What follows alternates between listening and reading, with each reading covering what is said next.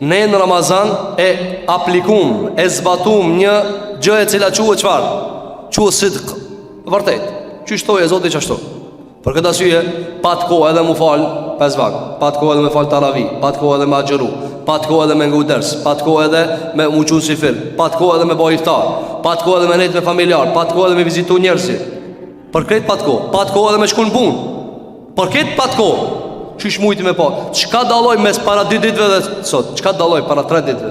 Çka do? I njëjti dilli, një ta hanë, një ta ditë, një ta natë, një të saat, ti njëjti njëri, veç një sen ka dallu. Atëherë i kom pak më i vërtet tash vërtetësia.